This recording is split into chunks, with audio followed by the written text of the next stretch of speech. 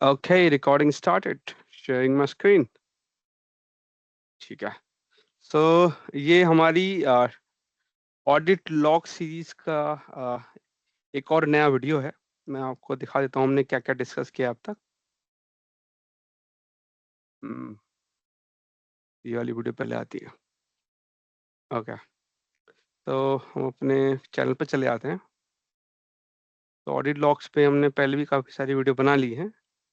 Playlist पे आते हैं.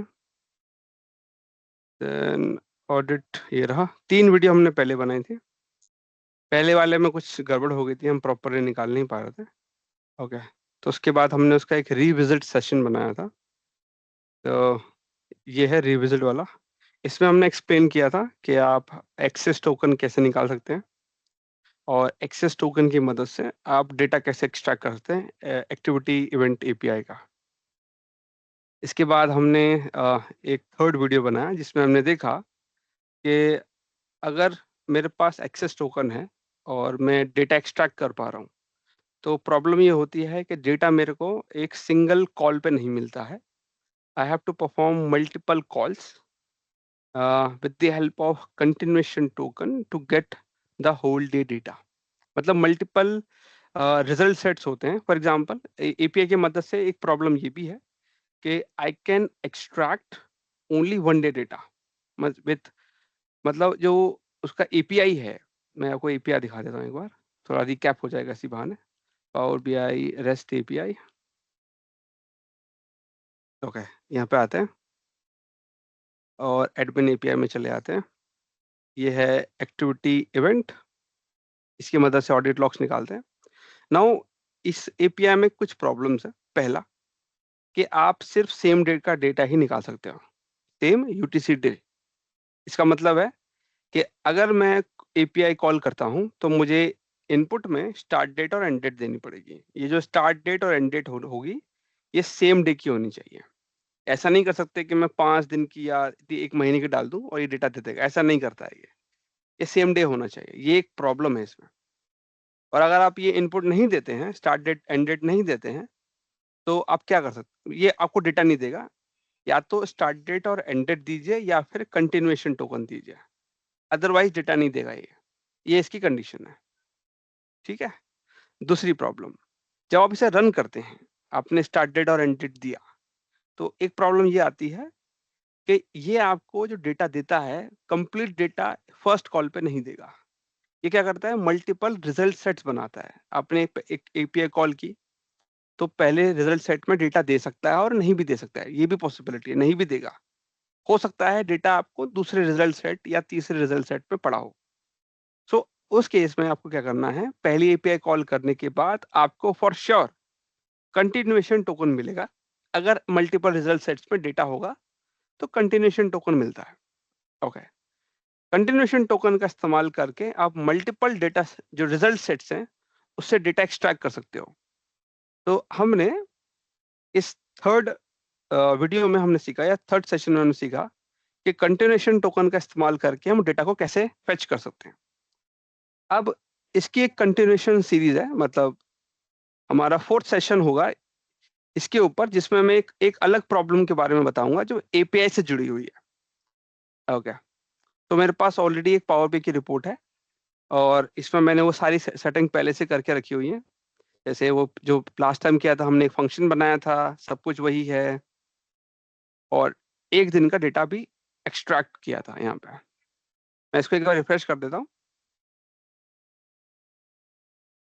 सो उधर दिखाने के लिए. हाँ जी, चल रहा है अभी भी. ओके. उसके बाद हम यहाँ आते हैं, एज खोल लेते हैं. अब मैं एक प्रॉब्लम दिखाऊंगा जो सर्विस पे आती है. और प्रॉब्लम ये है कि इसके अराउंड आपको हेल्प नहीं मिलेगी गूगल पे. मैं आपको प्रॉब्लम भी बताऊंगा कि प्रॉब्लम है क्या एग्जैक्टली. ओके. तो हम ये विशाल जी का ये वर्क स्पेस ले लेते हैं. और मैं यहाँ पे इंपोर्ट आ गया. ओह, फ्रॉम, ये नया चेंज हो गया. सो ये मेरा वो रिपोर्ट है, मैं इसे अपलोड कर देता हूँ. ठीक है. अपलोड करने के बाद आपको प्रॉब्लम आएगी इसकी. इसको शेड्यूल करने में बड़ी दिक्कत आएगी आपको। ये देखिए, यहाँ पे मैं आता हूँ, कहाँ है, हाँ, डेटा सोर्स क्रेडेंशियल्स, यहाँ पे आइए। अ, ठीक है, ओके। सो ये मैंने डाल रखा है, अनोनिमस मुझे करना पड़ता है क्योंकि मैं ऑथेंटिकेशन टोकन की मदद से कर रहा हूँ। तो मैं साइन इन करता हूँ, साइन इन करते ही एरर, सीधा एरर मारता है। ठीक है, यहाँ पे अगर आप इसमें आते हैं, पावर की फाइल में आएंगे, तो मैं दो तरह के एपीआई कॉल कर रहा हूँ। पहली एपीआई कॉल की मदद से मैं टोकन ले रहा हूँ, दूसरी की मदद से मैं डेटा ले रहा हूँ। ओके, इसी वजह से आप नोटिस करेंगे मेरे पास दो कनेक्टर आते हैं। पहला वाला जो कनेक्टर है, इसको हटा देते हैं। पहला वाला जो कनेक्टर है वो ऑथेंटिकेट हो जाता है इजीली, कोई दिक्कत नहीं आती, कोई प्रॉब्लम नहीं है। और जो दूसरा वाला कनेक्टर है, ये ऑथेंटिकेट नहीं होता है, साइन इन करते ही एरर मारता है। ये साइन इन करते ही एरर मार रहा है। एरर में ये बोलता है कि मुझे ये एड्रेस मिला है नहीं। सुन के थोड़ा अजीब सा लगता है, मैंने एड्रेस तो सही दिया है, प्रॉब्लम क्या आ रही है। ओके, टिल टिल हियर कोई क्वेश्चन है आपको, कुछ पूछना चाहते हो? ओके, क्योंकि मैं डेटा सोर्स क्रेडेंशियल को सेट नहीं कर सकता या ये मेरे को एरर दे रहा है, इसका मतलब ये है कि मैं शेड्यूल रिफ्रेश भी नहीं कर पाऊंगा, क्योंकि जब तक ये ऑथेंटिकेट नहीं होगा तब तक ये एरर मारता रहेगा। मतलब शेड्यूल रिफ्रेश भी एरर मारेगा, प्रॉब्लम मेरे लिए। ओके, नाउ क्या कर सकते हैं? अब पहले समझते हैं एरर क्यों मार रहा है। अब वापिस आते हैं, इसको हटाते हैं, फिर इसको रन करते हैं। ये बोलता है कि मेरे को ये जो एड्रेस है ये मिल नहीं रहा है। तो क्वेश्चन ये आता है, क्या ये सही बोल रहा है? क्या ये सही बोल रहा है? तो आप अगर अपने फाइल पे आओगे और ये सेकंड वाले कनेक्ट क्वेरी पे जाओगे, तो आप देखोगे कि हमने ये एड्रेस ले रखा था, और इस एड्रेस का जो बाकी पार्ट है वो यहाँ पे छुपा हुआ है, इस लाइन में छुपा हुआ है, या इस लाइन में छुपा हुआ है। तो देखा जाए तो एरर सही बोल रहा है। अगर आप रेस्ट एपीआई में भी आते हो, तो रेस्ट एपीआई में अगर आप यूआरएल देखोगे, मैं इसको रन करता हूँ, साइन इन कर लेते हैं, या मे बी इसको यहाँ साइन इन करना चाहिए था मुझे। अगर बी आई लिखो भाई। आह, हम्म,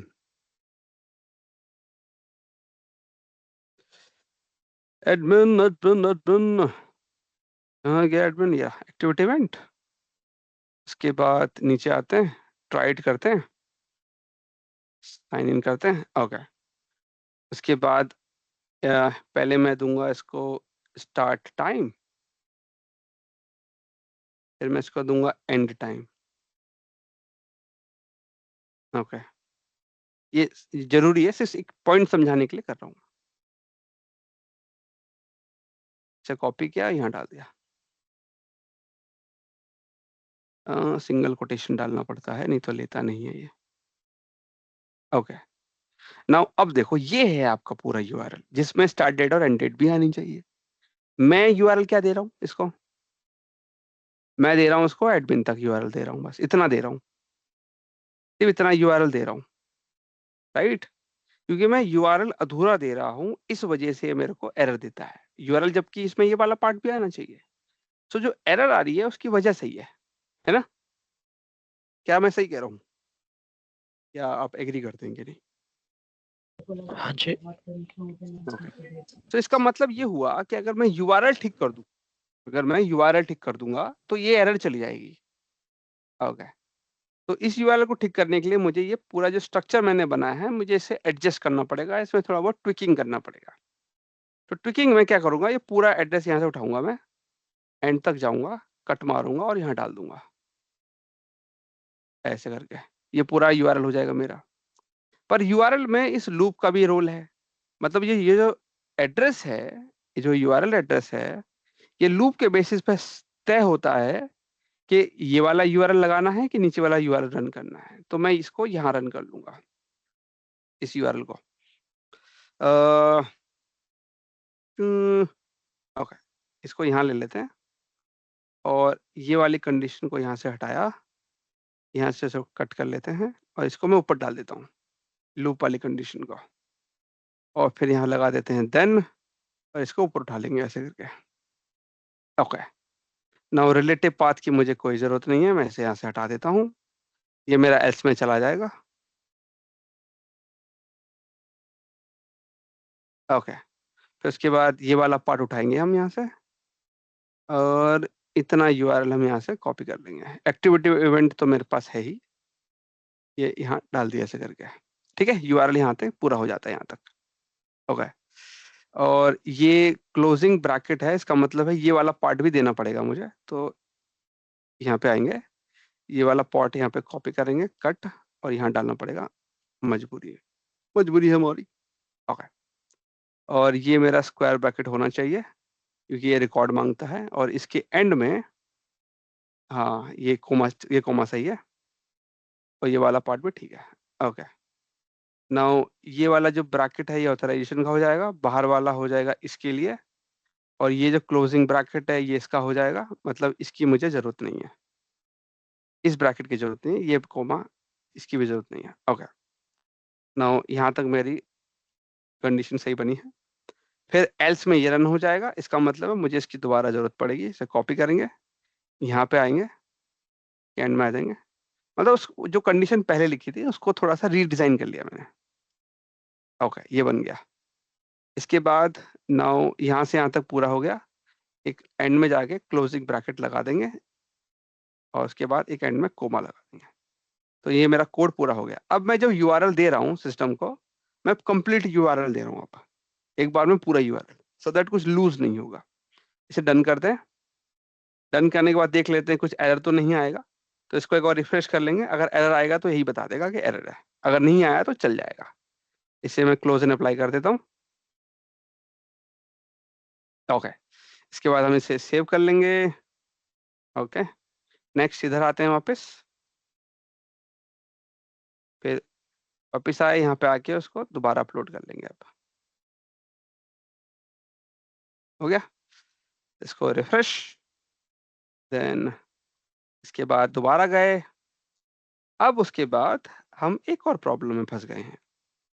वापस आते हैं, अब आप देखिए क्या कहता है, you can't schedule refresh for this semantic model because following data source currently does not support refresh.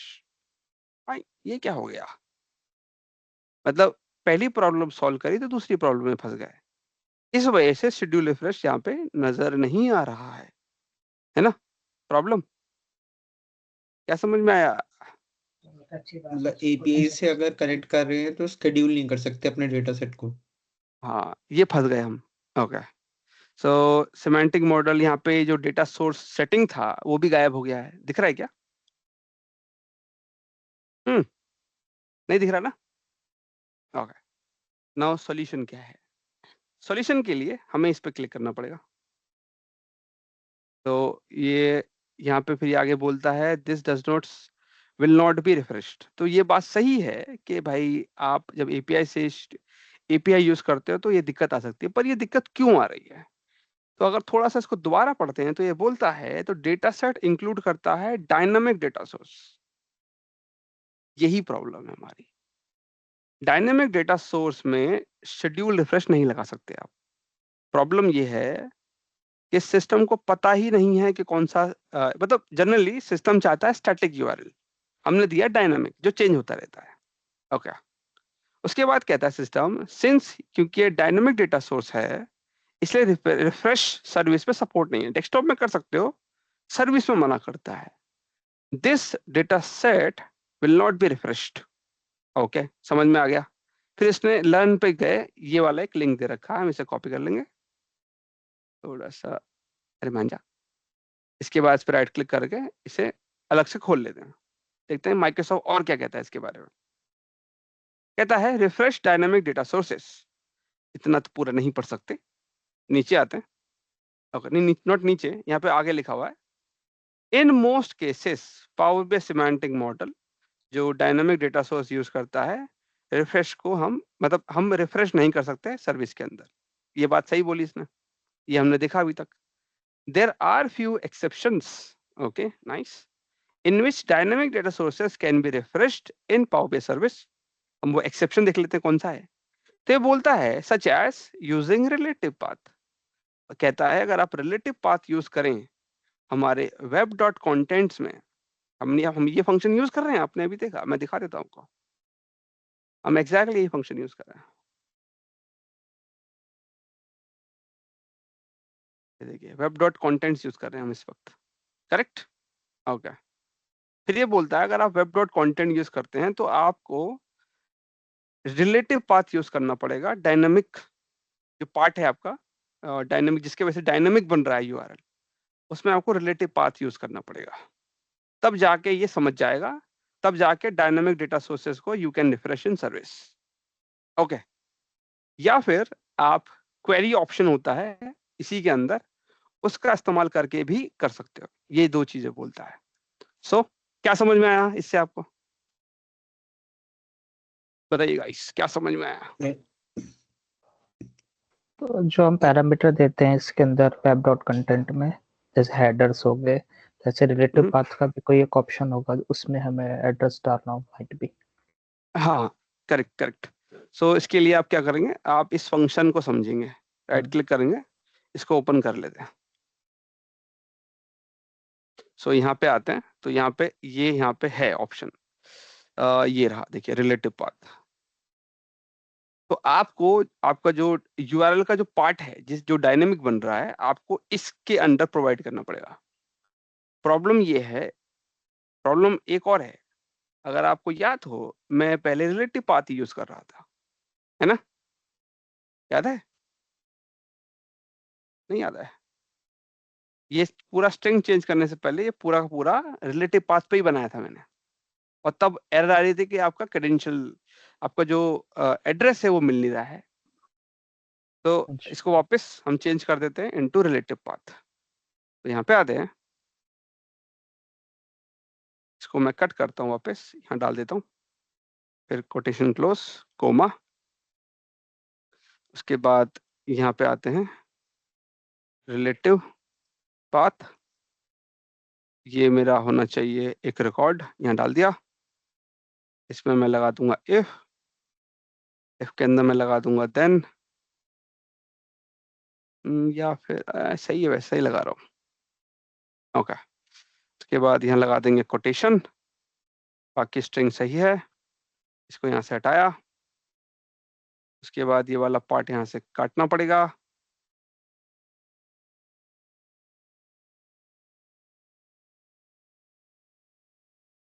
ये वाला पार्ट यहाँ से हटाया, फिर कोटेशन लगाया, ये वाला पार्ट पूरा। तो इफ देन एल्स का लॉजिक बन गया, फिर ये कोमा लगा देंगे। उसके बाद ये स्टार्टिंग है जो हेडर है, इसको यहाँ से हटा देंगे। तो now this part is complete. Okay, और ये तो इसी का ही है हिस्सा, ठीक है यहाँ तक। अब मैं रिलेटिव पाथ भी यूज कर रहा हूँ, और इसमें इफ देन एल्स का लॉजिक भी लगा दिया मैंने। फिर डेटा में चले जाते हैं, इसको रिफ्रेश करते हैं, अगर गड़बड़ होगी तो बता देगा गड़बड़ है। Okay, now close and apply कर देते हैं इसको एक बार रिफ्रेश कर लेते हैं। इसके बाद मैं इसको सेव कर दूंगा, सेव हो गया।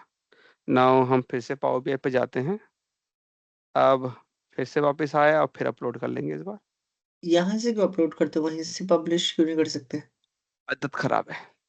अच्छा, ओके, नाउ रिफ्रेश, उसके बाद वापस आते हैं। तो अब वो डायनेमिक डेटा सोर्स वाली एरर तो चली गई है, डेटा सोर्स क्रेडेंशियल भी आ रहा है, रिफ्रेश भी आ रहा है, पर अब वही वाली प्रॉब्लम, इसको साइन इन करूंगा तो बोलेगा क्या, नॉट फाउंड। एक प्रॉब्लम सॉल्व करी तो दूसरी में फंस गए, दूसरी सॉल्व करी तो फिर पहली वाली में फंस गए। लूप बन रहा है, नहीं? क्या कहते हैं? हाँ जी, हाँ जी, वही वापस पहले वाला इशू आ गया। पहले वाला इशू आ गया। सॉल्यूशन क्या है? प्रॉब्लम यहाँ पे है एक, जो बता देते हैं क्या हो रहा है इधर। ये जो वेब डॉट क्या नाम है इसका, वेब कंटेंट। डॉट कॉन्टेंट्स, इस फंक्शन में प्रॉब्लम है एक्चुअली। ये फंक्शन क्या करता है, जब भी आप अपने रिपोर्ट को यहाँ पब्लिश करते हो, ठीक है, पब्लिश करते ही प्रॉब्लम ये आती है कि जब यहाँ पे हम एडिट क्रेडेंशियल करते हैं इधर, तो करता क्या है, it is trying to check this URL, ये यूआरएल कहाँ से मिला इसको? ये यूआरएल मिला इसको वेब डॉट कॉन्टेंट से, इसमें ही पास किया था हमने। प्रॉब्लम में ये जो यूआरएल है ये इनकम्प्लीट है, अधूरा है। अगर यूआरएल अधूरा दोगे तो एरर तो मारेगा ही। ओके, ये समझ में आ गया। उसके ऊपर ये जो वेब डॉट कंटेंट क्या करता है, ये पहले इस यूआरएल को चेक करता है, या मतलब ये भी कह सकते हैं कि पावर बीआई सर्विस को बोलता है first check this and then उसके बाद आगे बढ़ना है। जबकि ये यूआरएल ही अधूरा है, मैंने दिया ही अधूरा है, और अधूरा देना पड़ेगा मुझे क्योंकि मेरा डायनामिक यूआरएल है, चेंज होता रहता है, तो अनफॉर्चुनेटली मुझे अधूरा ही देना पड़ेगा, तो मैं फंस जाता हूँ। नाउ ऑन फर्दर चेकिंग हमें एक चीज समझ में आती है कि पावर बीआई में जब भी आप कोई डेटा सेट को रिफ्रेश करते हो तो रिफ्रेश करने से पहले पावर बीआई रिफ्रेश ट्रिगर करने से पहले या फिर पहली बार जब भी, फॉर एग्जांपल आप जैसे यहाँ पे आते हो, रिपोर्ट को लेके आते हो, आपको सोर्स क्रेडेंशियल देने पड़ते हैं। तो पावर बीआई क्या करता है, पहले मेक श्योर करता है कि सोर्स क्रेडेंशियल आप सही डाल रहे हो। ठीक है, क्या हम यहाँ तक क्लियर है? हाँ जी। तो काइंड ऑफ पावर बीआई यहाँ पे एक टेस्ट करता है, चेक परफॉर्म करता है ताकि आप स्मूथली डेटा रिफ्रेश कर सको। तो प्रॉब्लम यहीं पे ही है। अगर आप सिस्टम को बोल दो कि भाई ये चेक नहीं करना है तो प्रॉब्लम सॉल्व, क्योंकि अल्टीमेटली इसी की वजह से तो मैं आगे नहीं बढ़ पा रहा हूं, है ना? सही कह रहे हैं? यूआरएल हाँ, में इधर इनकम्प्लीट दे रहा हूं। प्रॉब्लम ये हो रही है कि इस चेक में जब ये चेक परफॉर्म हो रहा है, Power BI is unable to read the complete URL जो कि रिलेटिव पाथ में छुपा हुआ है। जो टेस्ट हो रहा है यहाँ पे, दोबारा रिपीट करते हैं एक बार, ठीक है? ओके, यहाँ पे जब मैं ये देखिए, जब मैं इसको अनटिक रखता हूँ, ये बाय डिफॉल्ट अनटिक रहता है, पता नहीं इस बार क्यों आ रहा है। ओके, जब मैं इसको अनटिक रखता हूँ तो सिस्टम क्या करता है, ये साइन इन करते ही ये इस यूआरएल को चेक करेगा, एक टेस्ट परफॉर्म करता है, ऑथेंटिकेशन चेक करता है इसके ऊपर। ठीक है, और अगर आप यहाँ आते हैं, यहाँ पे मैंने यूआरएल इस वाले पार्ट में तो अधूरा डाल रखा है, और कमाल की बात है कि यही यूआरएल ही टेस्ट हो रहा है उधर। इधर देखिए, यही यूआरएल टेस्ट हो रहा है। सो ड्यूरिंग टेस्टिंग हम इसे कंप्लीट यूआरएल नहीं दे रहे हैं। प्रॉब्लम समझ में आ गई? हाँ जी। ओके, और अनफॉर्चुनेटली ड्यूरिंग टेस्टिंग में से कंप्लीट यूआरएल भी नहीं दे सकता हूँ, क्योंकि अगर मैंने दिया तो डायनेमिक डेटा सोर्स की प्रॉब्लम में फंस जाऊंगा मैं। चलो ठीक है, मान लेते हैं कि मैं टेस्टिंग में कंप्लीट यूआरएल नहीं दे सकता, पर कंप्लीट यूआरएल जब मैं रिफ्रेश कर रहा हूँ तब सिस्टम दे सकता है। तो मुझे क्या करना है, मुझे बस टेस्टिंग इग्नोर करवा देनी है। सिस्टम को बोलना है ये टेस्ट को इग्नोर कर दो, स्किप कर दो, बस यही करना था, मेरा काम ही यही है। टेस्ट को इग्नोर करा देना है। शेड्यूल रिफ्रेश लगाना हो तो लगा सकते हो, ऐसे जाके जो भी मन में लगा लो। उसके बाद you can refresh your data set without any problem. अभी आराम से हो जाएगा, क्योंकि जब ये रिफ्रेश करता है तब ये प्रॉब्लम नहीं करेगा आपको। तो देखो रिफ्रेश हो गया, है ना? बताइए कैसा लगा, हाउ वाज इट? जो आपने इनिशियली बनाया था उसी पे भी कर सकते थे स्किप दिस टेस्ट, तब कम कर जाता जो पहले बनाया था आपने, तो हो जाता। है ना? तब अगर मैं पहले ही ये बता देता तो डायनेमिक डेटा सोर्स वाली प्रॉब्लम समझ में कैसे आती? हाँ जी, हाँ जी। थोड़ा तो अगर लेंथी वही बनाना होता ना। हम्म। मैंने प्रॉब्लम ब्रेक करी कि भाई एरर क्या बोल रही है, पहले एरर समझते हैं। एरर बोलते हैं यूआरएल अधूरा है, यूआरएल नहीं मिला मुझे। चेक किया तो यस, यूआरएल वाज इनकम्प्लीट। फिर यूआरएल को हमने कंप्लीट कर दिया। कंप्लीट करके जैसे ही पब्लिश किया तो वो डायनेमिक डेटा सोर्स की कैटेगरी में फॉल कर गया। और डायनेमिक डेटा सोर्स को सॉल्व करने का तरीका माइक्रोसॉफ्ट ने क्या बताया, रिलेटिव पाथ आपको देना। उसमें रिलेटिव पाथ पास करना पड़ेगा। ये दो स्ट्रिंग, दोनों में से कोई एक इस्तेमाल कर सकते हो, इन दोनों में से कोई एक ले लो तो काम बन जाएगी। और जब हाँ रिलेटिव जी। पाथ यूज किया तो फिर से वही वाली प्रॉब्लम कि डेटा सोर्स नॉट फाउंड। तो अब डेटा सोर्स नॉट फाउंड वाली प्रॉब्लम क्यों आ रही है? तो ऑन फर्दर चेकिंग पता चलता है डेटा सोर्स नॉट फाउंड वाली प्रॉब्लम इसलिए आ रही है जबकि मैंने डेटा सोर्स में पूरा यूआरएल दिया है। अगर आप पावर BI की फाइल चेक करेंगे तो मैं यहाँ पे अधूरा दे रहा हूँ, पर यहाँ तो मैं कंप्लीट कर दे रहा हूँ ना URL को, रिलेटिव पाथ में पूरा कर देता हूँ। तो प्रॉब्लम इज जब ये टेस्ट होता है इस एरिया में, जब ये चेक होता है, ये जो टेस्ट होता है यहाँ पे, ये जो लिखता है ना स्किप टेस्ट कनेक्शन, खुद ही बोल रहा है टेस्ट करता है यहाँ पे ये। तो जब यहाँ पे टेस्ट होता है कनेक्शन, तो अनफॉर्चुनेटली वो इस URL को ही चेक करता है, वो रिलेटिव पाथ को चेक नहीं करता, वो इस URL को चेक नहीं करता है, या इन दोनों को कॉन्कैटिनेट नहीं करता अनफॉर्चुनेटली। इस वजह से यहाँ पे टेस्ट फेल हो जाता है।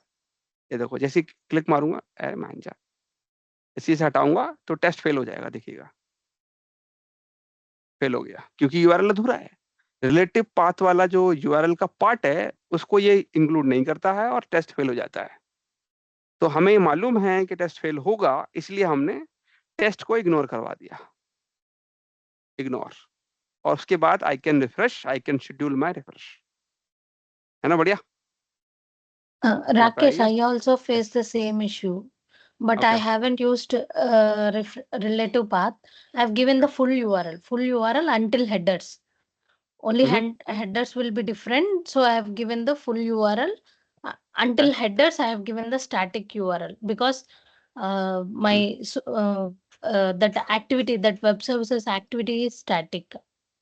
Okay. But still I face this issue, and then I did uncheck of the sign in, and I was able to do the means I was allowed to set up the refresh, but it's what failing.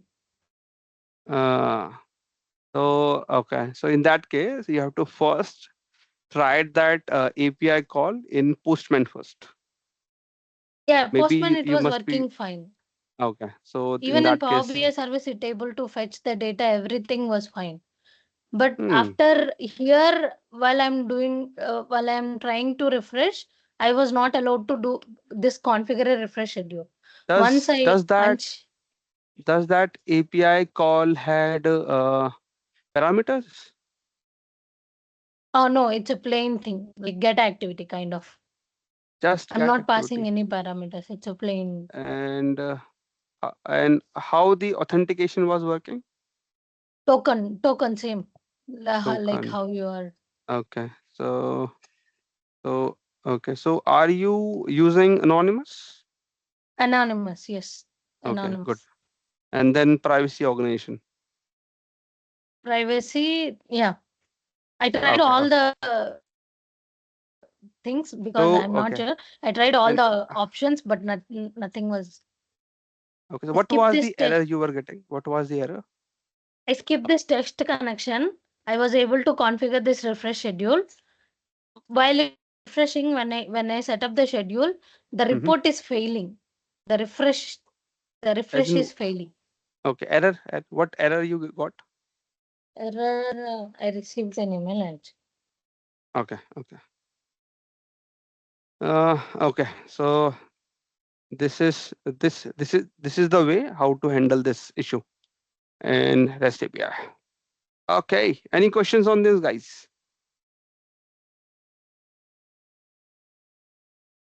And in another demo or in the next session, I am planning to capture more dates data. So it is here. So you can see that I am able to capture more data, and it will keep on adding more data. So I prepared a small graph just to show you the number. So here are all can the I data. share in the group what was the error? The credential provided for. One second. Let me first complete this, then I'll give you the control. Okay. Okay. So in the next session, I will show you how we can have more activity data, as in if you wanted to have for the whole year, right? What is the way to do it? I will share in the next session. So till then, I can say goodbye. Okay. So thank you, everyone. See you in the next session. Thank you. Bye. Rakesh, Yes. Rakesh, Okay. help me to fix this